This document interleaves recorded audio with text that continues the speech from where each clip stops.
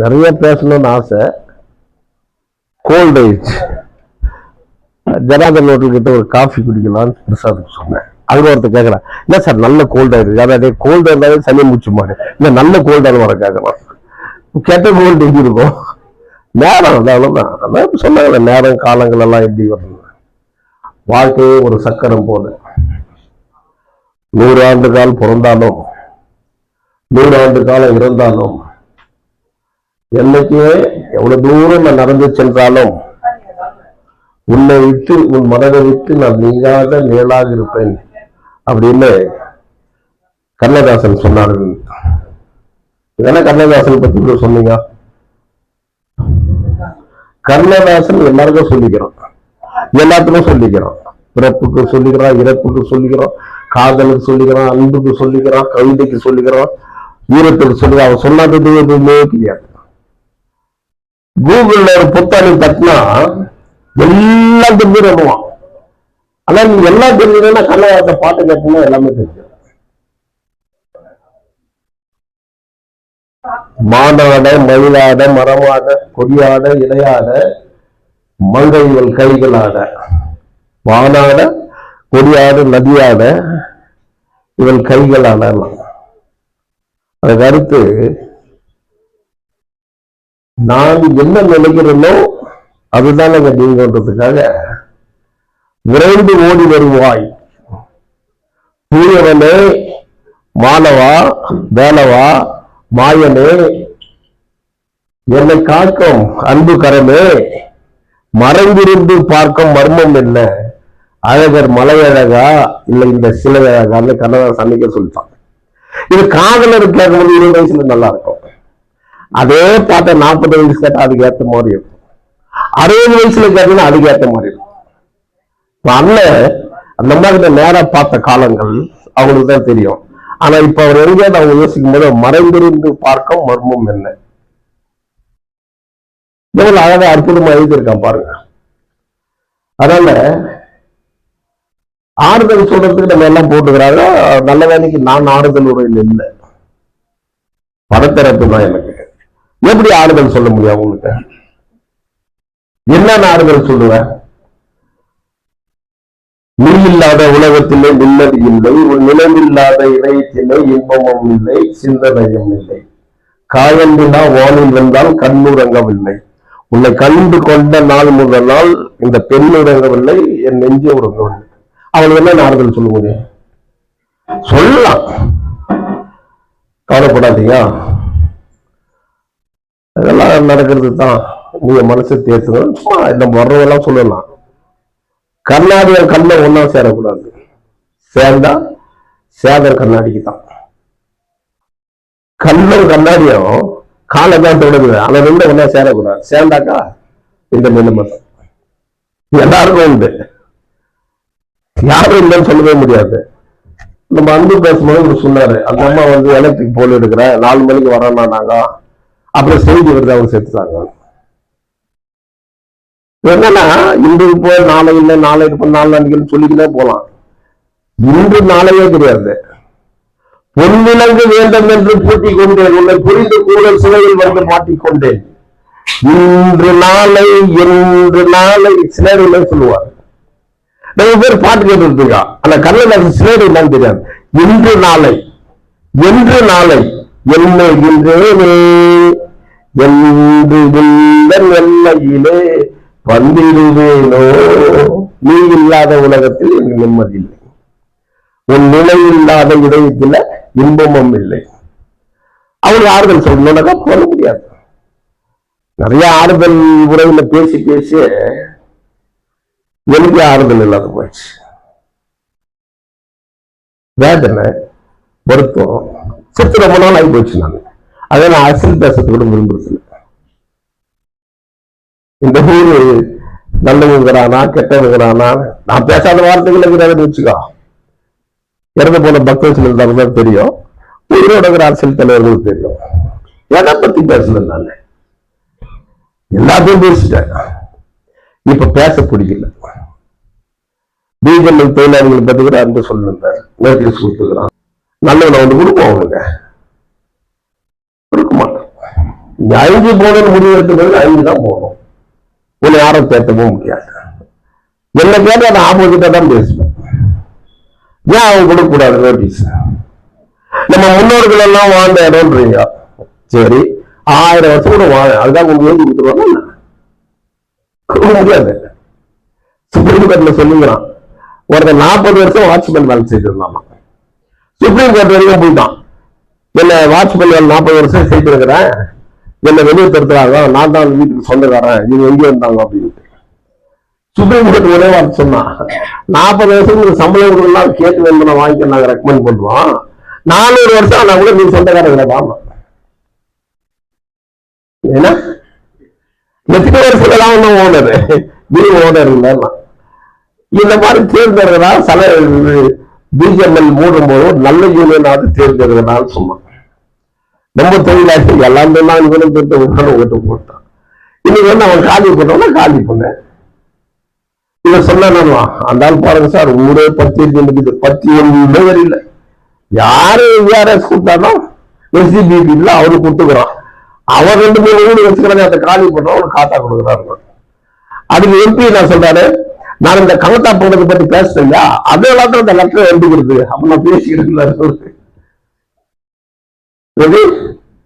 வேடிக்கை பார்க்கணும், இதெல்லாம் ஒன்றும் சால்வ் பண்ண முடியாது. 30 நாள் 40 நாள் விரதம் இருந்தாங்க டீஷர்ட் புள்ளியா என்ன கூப்பிட்டாங்க, நான் வர்றதில்லை. எல்லா லீவ்ல வந்தாங்க, என்ன செஞ்சது கரெக்டா, ஆனா நான் அச்சு சொன்ன வர்றதில்லை. அப்ப நான் அவங்க கண்ணுக்கு விரோதமா தெரிஞ்சுக்கலாம், எனக்கு அதை பத்தி கவலையே இல்லை. எனக்கு என்ன கவலை கேட்டேன், விரோதாவே நினைச்சுக்கிறேன். கடைசியில் 40 நாள் அவங்க ஸ்ட்ரைக் பண்ணாங்க. அங்க போய் பேசுனதெல்லாம் அன்பு முதல் கொண்டு வல்லல் முதல் கொண்டு எல்லாரும் பேசுனீங்க. ஆனா அனுபவிச்சது யாரு? யார் அனுபவிச்சது? டீச்சர் புள்ளி கூட இல்ல, அனுபவிச்சா அந்த லீடர் பிஜேபி மூடும் போது எந்த லீடர் ஓட்டு போறானோ அதை அனுபவிச்சுக்கிறோம், அந்த லீடர் தான். யாரு ஒண்ணு கெட்டு போனேன் ஊர்ல, யாரு கெட்டு போயிருக்கிறோம். இன்னைக்கு சேவ் கமிட்டியும் கூட ஒண்ணு இருக்குது கேஜிஎஃப்ல, இன்னைக்குதான் மீட்டிங் நினைக்கிறேன். அவங்களுக்கு நம்ம ஒன்றும் காமெண்ட் அடிக்கிறதோ கிண்டல் அடிக்கிறதோ இல்லை, நீங்க மெம்பருங்களா சேவ் கமிட்டி இருந்தா தங்கவயில பாதுகாப்பு சொன்னா கோச்சுக்காதீங்க. தகவல் மக்கள் எது இருந்தாலும் இது தாழ்த்தப்பட்ட மக்கள் அதிகமாக வாழ்கின்ற தகவலில் ஏரியா அப்படின்தான் நம்ம பேசுறது இல்லை.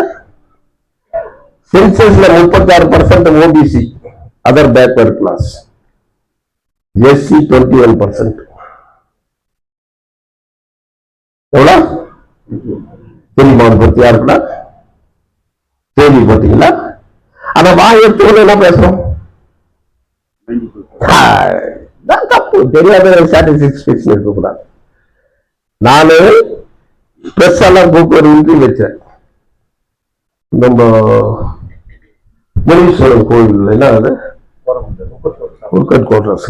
அப்ப நான் சொன்னேன் 49% அதர் பேக்வர்ட் கிளாஸ், 51% தான் schedule cost, difference is only 2%. இன்னைக்கு மற்ற கம்யூனிட்டிக்காரங்கெல்லாம் வந்து இதை ஜெனரல் ஆக்குன்னு சொல்றாங்க. அப்ப நீ போராட்டம் பண்ணுங்க, நீ சென்சஸ்ல கம்மியாகிறிய. எத்தனை லீடர் நம்ம போயிட்டு சென்சஸ்ல சொல்லிக்கிறோம் அப்படின்னு கேட்டா எல்லாரும் நான் சொல்லிக்கிறேன், நான் சொல்லிக்கிறேன் இவ்வளவுதான் சொல்லுவோம். பால் ஊத்துற கதையாயிடும், குழந்தைகள்லாம் பால் இல்லாத தவிங்குது அப்படின்னு ராஜா சொல்லுவாரு. அதனால ஊர் மக்கள் எல்லாம் வந்து ஆளுக்கு ஒரு சொம்பு பால் ஊத்துவோம் அப்படின்னாரு. எல்லாரும் பால் ஊத்துறதுக்கு போனாங்க. அது ஒருத்த மட்டும் நினைச்சானா ஒரு சொம்பு தண்ணி ஊத்துற தெரியா போகுது, நம்ம போய் ஒரு சொம்பு தண்ணி ஊத்திட்டு வந்துடலாம். பாலெல்லாம் ஊத்தி முடிச்சுட்டாங்க. ராஜா வந்து திறக்கிறாரு, தேவைக்கு தகுந்த மாதிரி வெறும் தண்ணியே இருக்கணும். இவன் எப்படி நினைச்சாங்க, நம்ம ஊத்துற ஒரு சொம்பு தண்ணி ஆட்டா கட்டிட்டு போட்டாங்க, அந்த ஊரே அப்படித்தான் நினைச்சு ஊத்திக்கலாம். அப்ப அதுல பால் ஊத்தி இருக்கும், தண்ணி தான் இருக்குது. இந்த ஊருக்கார அதான் எம்எல்ஏ கொடுக்கணும் அவசியம் இல்லை, உங்களுக்காக நான் எம்எல்ஏக்காக பேசணும் அவசியம் இல்லை. இவங்க யாரும் தெரிஞ்சு போச்சு. தெரிந்த கூட சிறையில் வந்து மாட்டிக்கொண்டேனே, இந்த யாருன்னு தெரிஞ்சு போன பிறகு இவனுக்கா இடத்தை பேசணும். இதுல ஒண்ணு சொல்லுவாங்க மகா யோகிலாம், யார் 2-3 உனக்கு எலெக்ஷன் நாங்க கொடுக்கல, அது கொடுத்தனால தான் நம்ம இந்த ஊர் ஓரளவுக்கு மைனிங் சைட்ல ரோடா இருக்குது, பிரிட்ஜா இருக்குது, இறங்க நேரத்து பள்ளத்துல ஓடணும் இல்ல, அசோக நகர் பள்ளத்துலயோ எஸ்டி பிளாக் பேண்ட் லைன் பள்ளத்துலயோ என்னாலதான் உருவானது. அதுக்கப்புறம் என்ன ஆச்சு, ஒரு மைனிங் ரோடு கூட போடல. இந்த ஊர்ல பிறந்ததுக்காக நான் அதை செய்தேன். இதெல்லாம் தான் யோசிக்கிறது தான் நம்ம சேவ் கமிட்டியும் வைக்கிறது. சேவ் பண்ணிக்கல, உன் மண்ணையே சேவ் பண்ணல, இந்த மக்களே சேவ் பண்ணல, உண்மையை நீ சேவ் பண்ணிக்கல. நாளைக்கு கவுன்சில் எலெக்ஷன் வச்சுன்னா யார் மெஜாரிட்டி ஆகிறான் அவருக்கு தான் அந்த சீட் அலாட்மெண்ட், உங்களுக்கு கிடையாது. சார் இது அநியாயம் சார், நம்மளாம் 100 வருஷம் வாங்க, அதெல்லாம் பேச்சே கிடையாது. மார்க் லிஸ்ட் காட்டுறாங்க, மார்க் லிஸ்ட் எவ்வளவு மார்க் இருக்குது, 35 கீழே தான் நீ ஃபெயில், 35 மேல தான் நீ பாஸ். சார் நான் ஸ்கூல்ல ரெகுலரா போயிருவேன் சார், நீ ரெகுலரா போனியா இரெகுலரா போனீங்க, மார்க் சரிண்ணா ஃபெயில், அப்ப உனக்கு எப்படி சீட்டு கொடுக்குவோம்? இங்கிலீஷ் அவங்க கடை உன்னை பத்தி பேசுறது வேஸ்ட். அது இப்படி சொன்னாக்கா தான் எல்லா லீடர்ஸும் போவோம், என்னங்க அப்படி பேசலாமா, இல்லாட்டா கரெக்டா நானே அவங்க டாக்டர் இவ்வளவு சேகரிக்க சொன்ன டாக்டர் சொல்லி ஒரு ஃபார்மேட் ஒன்று போடணும் இருக்கிற ஊர்ல கேட்டு இருந்தேன். ஆனா நான் ஃபார்மேட் போட்டேன், family head, wife, childrens, ward number, booth number, A D Adi Dravida, caste subcaste Paraiyan model போட்டு கொடுத்தேன். நம்ம ஆளுங்க என்ன பண்றாங்கன்னாங்க, நாங்க ஏடிசி சார், கவர்மெண்ட் அருமையான ஏடிசி 100 சப்காஸ்ட், 101 சப்காஸ்ட், 101 சப்காஸ்ட்ல ஏடிசியே கிடையாது, ஆதி திராவிட கிறிஸ்டினா கிடையாது. அப்ப நீ எப்படி ஏடிசின்னு சொல்லுவ? முக்கியமா இல்லைங்களா? அப்ப நீ என்ன சொல்லணும்? அதனாலதான் உங்களுக்கு சென்சஸ் கம்மியா இருந்தது. இவங்களை போய் கேட்டவன என்னங்க நான் கிறிஸ்டின், உங்க அப்பா எங்க அப்பா கூட கிறிஸ்டின், அவங்க அப்பா தெரியல சார். ஆனா 2000 வருஷத்துக்கு முன்ன ஆண்டவர் பத்தி கரெக்டா சொல்லுவோம். புரிஞ்சுங்களா? அப்ப அவன் என்ன நான் கிறிஸ்டின், கிறிஸ்டின் வந்து அதர் பேக்வர்ட் கிளாஸ் பாருங்க என்ன. அப்ப உங்களோட சென்சஸ் கம்மியாகுது, உங்க சிட்டிசன்ஷிப் கம்மியாகுது, ஒரு ரிசர்வேஷன் கம்மியாகும். இப்ப தொலை வைக்கிறது வந்து ரொம்ப சிம்பிள் இல்ல, ரொம்ப சீரியஸ், பின்னாடி ரொம்ப வருத்தப்படும், ரொம்ப வருத்தப்படுவீங்க. அன்னைக்கு அழுது என்ன புறவு என்ன ஒண்ணுமே நடக்கவில்லை தோழா, வெகு நாளாமா பட்டுக்கட்டு கலசவர் அதுக்குதான் சொன்னான், உப்பு கல்லை காட்டிய வைரம் என்று சொன்னால் ஒப்புக்கொண்ட மூடர்களின் முன்னால் நாம் உணர்வு என்ன புலம்பு என்ன ஒண்ணுமே நடக்கவில்லை தோழா, வெகு நாளாம். ஜனதாதளுக்கா இருக்கிறாங்க, காங்கிரஸ்கா இருக்கிறாங்க, என்ன சுடர் டிஎம்கே இருக்கிறாங்க, ஏடிஎம்கே இருக்கிறாங்க, ஆர்பி இருக்கிறாங்க, கம்யூனிஸ்ட் இருக்கிறாங்க, எல்லா கட்சிக்காரங்களும் இருக்கிறாங்க. அப்ப அந்த எல்லாருக்கிட்ட அன்பு வந்துக்கிறாருன்னு அர்த்தம், எல்லாருக்கிட்ட டச்சில் இருக்கிறாருன்னு அர்த்தம். இவர் இறந்து போயிட்டாரு, அவருடைய இறப்பை பத்தி நீ எல்லாம் சொல்லும் போதும் ஐயோ இப்படி இருந்தாரு இப்படின்னு இப்பதான் இந்த மைக்கில் பேசி போனாரு. இந்த பக்கத்தோட அப்படிதான் சொன்னாங்க, காரியத்துல பேசிட்டு வந்தாருங்க சார், நீங்க பப்பாய் பழம் சாப்பிடணும் கூப்பிட்டாரு. அப்பதான் வீட்டுக்கு போனாரு, நெஞ்சு வலிக்குன்னு போனாரு, ஆன் த ஸ்பாட்ல. இதுக்கு நம்ம ஊர்ல ஒரு ஐசியூல எமர்ஜென்சி தலைவர்களுக்கு தொண்டர்கள் ஆடினது ஆளு கூட சரி, தலைவர்களுக்கு சரி, அவனை காப்பாற்றலாம் ஒரு இன்ஜெக்ஷன் போட்டு இவன் ஏன் செய்யறதுன்னா ஐயோ அது எதுனா ஐப்போஷன் நம்மள அடிக்குவானுன்னு சொல்லி நம்மள போட்டு விட்டுருவான். அதனால ஒரு இன்ஜெக்ஷன் எல்லாம் போட்டு ஒரு 2 hours ஆம்புலன்ஸ் போற வரைக்கும் காப்பாற்றி விடலாம் நினைக்கிறது இல்ல அவன். சார் முதல் வச்சு போயிடுங்க சார், ஏன் இங்க எதுனா ஆயிடுச்சா நம்மள உள்ள அடிச்சாலும் நான் ஊருக்காரனோ நான் நீட்டுக்கு இப்படி ஆயிடுச்சு இதுலயே நம்மள அவன் சாவடிச்சான். மகாபாரதத்துல கர்ணம் மாதிரி நான் சாவடிச்சேன் நான் சாவடிச்சுடா, உனக்கு முன்ன 6 பேர் சாவடிச்சான்ல, அது மூலம் நம்மள டாக்டர் சாவடிச்சுதான். நெஞ்சு வரையும் தவிர சிவில் ஹாஸ்பிட்டல் போனீங்கன்னா அவங்க நேரம் கோளாறு போடலாம். ஆண்டு நீ ரிட்டர்ன் தான் வரணும், வழியோ நீ போச்சு வர்றது சரித்திரமே. மேக்சிமம் என் தாய்க்கு அதான் ஆச்சு. பாதியில ஆக்சிஜன் அது போயிடுச்சு. யாரை போய் குறை சொல்ல முடியும்? வாழ்க்கையில் அதுக்கு மக்கள் எல்லாம் ஒன்னா சேர்ந்து மண்ணு சொன்ன மாதிரி ஊரார அப்படின்னாரு. இப்ப அவங்கெல்லாம் அரசியல் நிக்கணும், இன்னும் காரியம் அவங்க தான் போகணும். நான் சொல்ல வேண்டியது அவசியம் இல்லை. இன்ட்ரெஸ்ட் இல்லை, பிடிக்கல. இருக்கிற காசை வச்சுன்னு ஹாஸ்பிட்டல் வைத்திய செலவு தான் பார்த்துக்கலாம். உயிரோட இருந்தால் இல்லைன்னா கைப்பற்றி சிரிக்குவோம். இருந்தாலும் காரம் கொடுத்துட்டான். நம்ம சந்தோஷமா கவலையோடு சொல்ற மாதிரி சொல்லுவோம். நம்மளுக்கு கேவலமா. அப்புறம் முன்ன நிறைய எல்லாம் போட்டுருந்தான். எல்லாம் முன்னேற்ற பார்த்த மாதிரி எல்லாம் போயிடுச்சு. எதரா போயிடுச்சு அவனுக்கு தெரியாது. இந்த பேசல சுடுகாட்டில் விட்டுருவோம். ஆமா சார், முந்தி நிறைய கோல்டு கில்ட் எல்லாம் போட்டுருந்தாரு. எல்லாம் போயிடுச்சு. இது பக்தர் இந்த மாதிரியும் இருவர் வித்து கொடுத்த மாதிரியும் ஒண்ணுதான் கேஜிஎஃப் சார் என்ன பேசலான்னு தெரியாது. சொல்லி அற்புதமா பேசிடுவான். இவனை பத்தி நான் ஒண்ணும் சொல்லக்கூடாது சொல்லுவான். நான் சொல்லலாம் யாருன்னா சொல்லுவேன். பிஎம்எல்ல நம்ம ஊர்ல பிஎம்எல்ல நார்த் இந்தியன் சாப்பாடு போட்டுக்கிறான். கேள்விப்பட்டீங்களா? சவுத் இந்தியன் ஃபுட் இல்ல, நார்த் இந்தியன் ஃபுட். அவன் சாப்பிடுற சாப்பாடு நீ சாப்பிடணும். ஒரு நல்ல உரிமை ரைட்ஸ் கிட்ட வெறும் கூச்சல் தான் உண்டு. நீ 2 மூட்டை வெறும் பொட்டு, அவன் 1/2 மூட்டை அரிசி. எது ரொம்ப வேல்யூ இருக்கும்? இதை விளக்கம் சொல்லணும்னா போராடும். நீ போராடலே ஒன்றும் பண்ணவே முடியாது. இதை சொல்லணும்னு வச்சுக்கோ, மக்களோட மக்களாக எல்லாம் பேசக்கூடாது. யாரும் பிச்சாரி சொல்லலாம் வேலை வெட்டியில எவன் தான் வந்தானா தீ வைக்கணும் சொல்லுகிறாங்க. இவன் பாய்க்குள்ள காசு நல்லா தெரியும் சார். இதெல்லாம் ரொம்ப முக்கியம். இவன் பாய்க்குள்ள காசுல எங்க தெரியும். உனக்கு முன்னு பாருங்களா, நீ சுவிட்ச் இல்லை வானா காஃபி சாப்பிடலாம். உள்ள மாட்டா கையை பிடிச்சிங்க. நீ பாசத்துல அப்படியே மழை போயிடுவ. உள்ள போனா சூடா என்ன பாக்குறது இவ்வளவு கேட்கணும். பட்ஜெட் விசாரம் வாங்க போறாப்பா. அவன் சொல்லவே இல்லை, இவனே சொல்லுதான் பாரு. இவனுக்கு தேவைப்படுறதெல்லாம் சொல்லிட்டோம். காஃபி குடிச்சோம். அப்புறம் எங்க இருக்கிறீங்க அப்படின்னா தட்டுல ஒரு போன் எடுத்த மாதிரி 1 நிமிஷம் வரேன் போயிட்டான். பில்லியார் கட்டுறேன். உங்களை மாதிரி கிண்ணடி இந்த மண்ணுல போறதுன்னு தானே தெரியும்.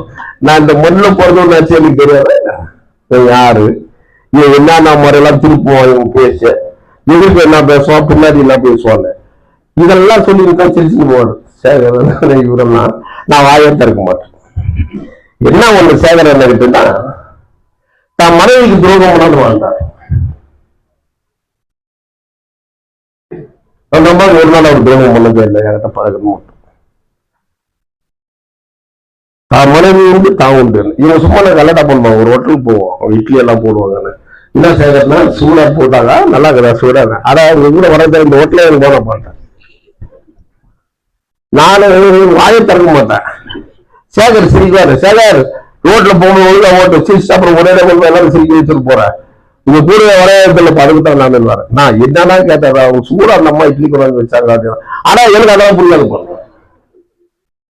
வேற ஒரு ஹோட்டலே மாத்திட்டாரு. அதனால சந்தோஷமா எல்லாத்துலயும் கலந்துக்குவாரு. நிறையவும் பேச மாட்டாரு. அவர் நல்லவரா கேட்டவரா நம்ம சர்டிஃபிகேட் கொடுக்க வேண்டிய அவசியம் இல்லை. அவர் யாருக்கு சர்டிஃபிகேட் கொடுக்க வேண்டியது அந்த அம்மா. அந்த அம்மாவுக்கு சர்டிஃபிகேட் கொடுக்க வேண்டியது அவரு. அவங்க பிள்ளைங்க கொடுக்குது. பாசம் அன்பு எல்லாம் இருக்கிறது என்னன்னாக்கா, ஒரு அப்பா 2 பிள்ளைங்க ஒரு பொண்ணு 3 பேருமே கல்யாணம் பண்ணி கொடுத்துட்டாரு. பசங்க நல்லா வசதி எல்லாம் ஆயிட்டு வீடுகள்லாம் கட்டிக்கின்னு அவங்க அம்மாவை கூப்பிடுறாங்க. மாமா நீ வீட்டுல வந்துடுமா, நீ இருந்தால்தான் எனக்கு சந்தோஷமா. நான் வீடு கட்டி எங்க அம்மா இல்லைன்னா எப்படிமா, எப்படிப்பா அவளை விட்டு வரலாம், அவள் பார்த்து வரணும் மாமா எப்படி சொல்லுவா. அப்ப அவள் பார்த்து வரணும் மாமா பார்த்து மாமா. பெரிய பிள்ளை எப்படி சொல்றாங்க, சின்ன பிள்ளை கிட்ட போனாமா நீ இல்லாத அந்த வீடே வேணாமா, நீ தான் இருக்கணும் மாமா. இல்லப்பா அவரு அவள் பார்த்து பாருங்க மாமா. சரி பொண்ணு ஒரு வீடு இருக்கு. பொண்ணு கிட்ட போனேன்மா நீ இல்லைன்னா எப்படிமா நானு. இல்லம்மா அவர் ஒண்டியாக்குறாரு, அந்த அம்மா எண்ணம் பறந்து போயிடாது. அதெல்லாம் அவர் பாத்துக்காரு மாமா, கொஞ்ச நாள் என்கிட்ட வீட்டுக்கு போவேன்.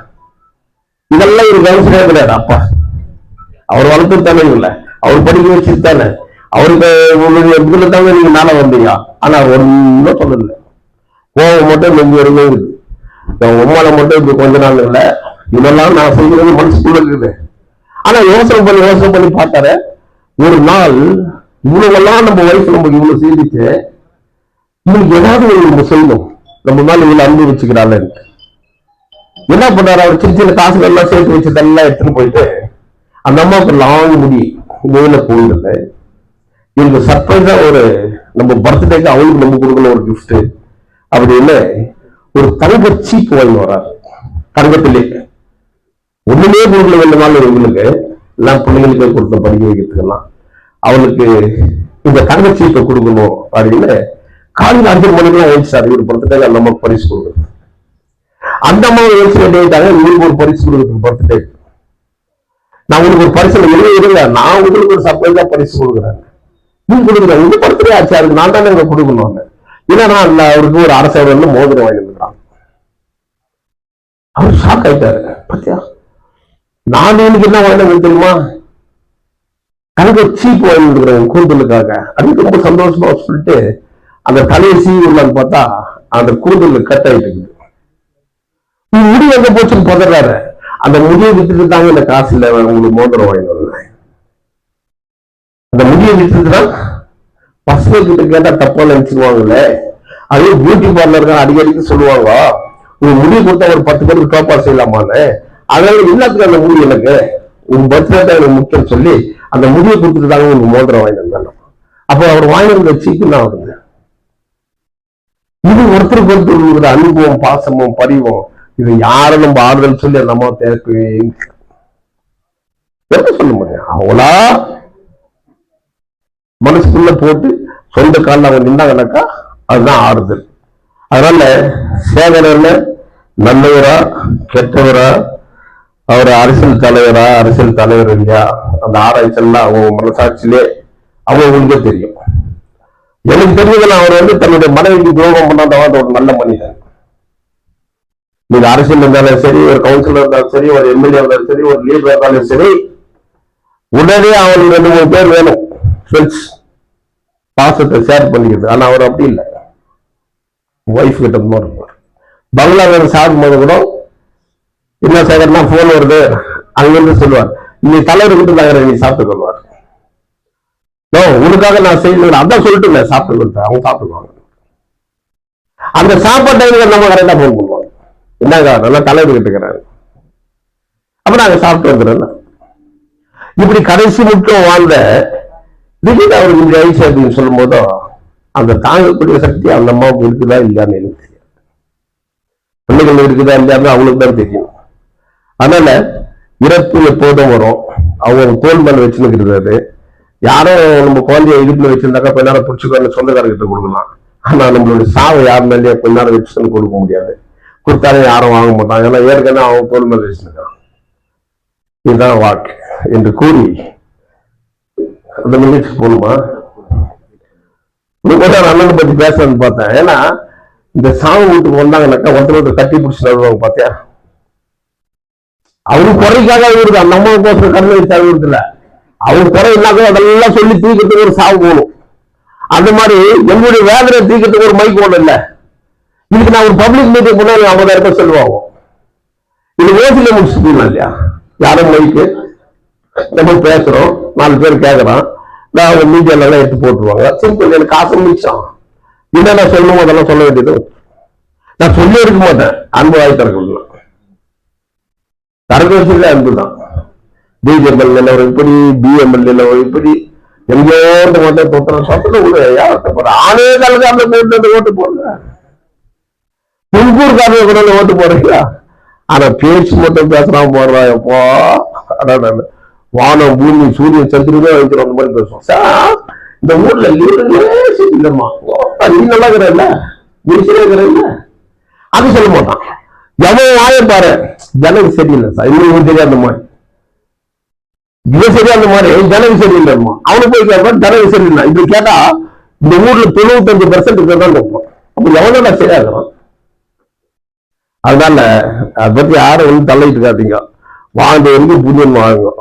திரும்ப இருக்குது ஒரு போலீஸ் அரசியல் போலீஸ் சட்டம் வச்சுக்குது, அவன் ஒருத்தர் தான் போதும், வேற யாரும் உங்களுக்கு தேவையே இல்லை. எம்எல்ஏ ஆனா கூட போலீஸ்காரர் டைம்ல தான் எம்எல்ஏ காலை ஓட்டுறது. டிபார்ட்மெண்ட் வந்துருவான், பாதுகாப்பு ஒரு துணை, வேற ஒண்ணு சாதிக்கல. எம்எல்ஏ போலீஸ் கூட வந்துருவான். அதனால எவன் எழுந்து போனான்னா எவன் போனான்னு தலையை போட்டு யாரும் ஒழிச்சுக்காதீங்க. இருக்கிற வரைக்கும் உனக்கு தொல்லை இல்லையா, உனக்கு தொல்லை வச்சு நீ சால்வ் பண்ணிக்க. உணர்த்துக்காக நீங்க போவேன். இது போய் தான் ஊர் பத்தி செய்யறாங்க. அவன் அனுபவிக்கிட்டான். அதனாலதான் சொன்னேன், இந்த சேவ் கமிட்டிக்காரங்க சென்சஸ் எல்லாம் பண்ணிக்கலாம் இல்லையா. வீடா போய் கிறிஸ்டின் இருந்தா கூட, ஒப்பா ஆல்பர்ட் இருந்தா கூட, இல்ல உன் பேரு செபாஸ்டின் இருந்தா கூட, உங்க தாத்த பேர் பெருசாக இருக்குது, அந்த பாரம்பரியம் வந்ததுனானடா நீ பறையன் சொல்லு. நான் கிறிஸ்டின் ஜாதிலாம் எனக்கு என்னன்னு தெரியலண்ணா, இது எது டைப் நடிக்கிறது எப்படி தெரியாத போகணும். இதுதான் இந்த ஊர்ல இருக்கு. பறையன் தான் கிறிஸ்துவன், கிறிஸ்துவன் தான் பறையன். கேஜப்பை பொறுத்த வரைக்கும் சென்னையில போய் பொண்ணு கேட்க போனீங்கன்னா நீ கிறிஸ்டின் வீட்டுல போய் கேட்டீங்கன்னா எத்தனை பேர இருக்கு, நீ தான் கிறிஸ்டின் கேட்குவாங்க.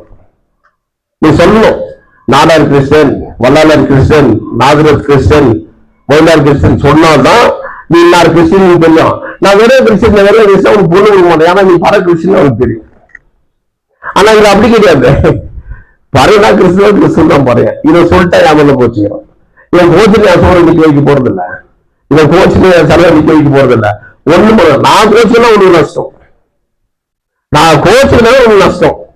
தாசில்தாருக்கு டிசியை கூப்பிட்டு மீட்டிங்ல வச்சு எவன் சர்டிபிகேட் என்ன நடக்குதோ, எந்த சர்ச்சில் அவன் மெம்பர் ஆகுறானோ டேக் நெசரி ஆக்ஷன் அப்படின்னு சொல்லிட்டேன்னா, சொல்லி அது மேல ஆக்ஷன் எடுக்கலன்னா according court supreme court order jail guarantee கொடுக்குது. ஹைதராபாத்ல ஒரு கேஸ் கொடுத்தா ஒரு 15 நாளைக்கு முன்ன, பச்சிங்களா நாத்திகம் ஸ்ரீதர் பச்சிங்களா, ஹைதராபாத்ல ஒரு ஜட்ஜ்மெண்ட் என்ன கொடுத்திருந்தான், 11 வருஷத்துக்கு முன்ன ஒரு ஃபாதர் அவன் மேல அன்டச்சபிள் கேஸ் கொடுத்தான் ரெட்டி நாயுடுக்கு மேல. அது கோர்ட்ல நடந்தே போய் ஹைகோர்ட் வரைக்கும் போய் ஹைதராபாத்ல ஜட்ஜி கேட்கறான், உங்க பேர் என்னங்க, நீங்க எப்ப கிறிஸ்டியன் சேர்ந்தீங்க, 15 வருஷம் சில கிறிஸ்டியன் உனக்கு உரிமையே இருக்கிற அவங்க மேல அன்டச்சபிள் கேஸ் கொடுக்கறதுக்கு. அன்டச்சபிள் கேஸ் யாரு கொடுக்கணும்னு சொன்னா, எந்த இந்து கம்யூனிட்டியில இருந்து தாழ்த்தப்பட்டவனாக அவனாலதான் கொடுக்க முடியும். நீ மதம் மாணவர்கள் உன்னால கொடுக்க முடியாத கேஸ் டிஸ்ட்ரிக்ட் போல உனக்கு சலுகையே கிடையாது. நீ இவ்வளவு நாள் வாங்கின சலுகை ரிட்டர்ன் பண்ணணுமா, அப்படி எடுத்தா நம்ம ஊர் என்ன அவனுக்கு கொஞ்சம் யோசிச்சுவாங்க. பண்ணலாமா, தண்ணி தூக்கி வரணும், ஜனமாக போட்டு வச்சிருந்தோம், 2 பாலிச்சு எல்லாம் அன்பு பண்ணிட்டுமா, கண்டிப்பா செய்ய சொல்ல செய்வேன் நானு. இப்போ எதுக்காக நம்மளுக்கு அப்படின்னு என்ன ஓடும். இது நீங்க புரிஞ்சுக்கிறதுக்காக சொல்றேன், வேற ஒண்ணு இல்லை. இருந்தா என்ன, நீ வாண்டா என்ன, நீ சட்டா என்ன, எனக்கு எவ்வளவு நஷ்டம் இருக்குதா இல்ல. 4 பேர் சட்டானாக்கா அப்பா ஜனம் வந்தாங்கப்பா, ஒரு நாள் பேசுவான், 2 நாள் பேசுவான், 3வது நாள் மறந்துடுமா. செத்த வேண்டிய அப்பாக்கிற நம்மளுக்கு இவ்வளவு தினம் வந்து பார்த்து பட்டு போயிடுவான். எவனாலும் அவன் சாவோட ஜெண்டை பார்த்துட்டு பட்டு போய்க்கிறானா தெரியாது. வாழ்ந்த நாள்ல நீ நல்லவனா வாழ்ந்தியா, அதான் கேள்வி. அப்படி வாழும்போது அமைதியா வாழ்ந்தவர் சேகரன், அன்பா வாழ்ந்தவர் சேகரன், தான் மனைவிக்கு துரோகம் செய்யாத வாழ்ந்தவர் சேகரன்.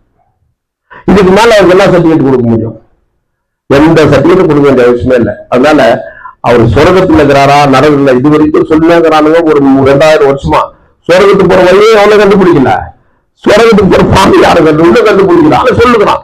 சொர்க்கம் எந்த வழியை கொஞ்சம் சொல்லி தொடங்குறா, போயிட்டு வந்துடலாம்னு பார்த்தாக்கா வழியாக சொல்லி இருக்கிறதுனாலதான் வாழ்க்கை அப்படி போகுது என்று கூறி எனக்கு வாய்ப்பு கொடுத்த குடும்பத்தாருக்கு அன்பு கலந்த வணக்கம். இங்க அமர்ந்திருக்கின்ற அத்தனை தலைவருக்கு பேரு என்னால சொல்ல முடியல, இருந்தாலும் எல்லா தலைவர்களுக்கும் என் அன்பு கலந்த வணக்கத்தை தெரிவித்துக் கொள்கிறேன். ஜெய்வி.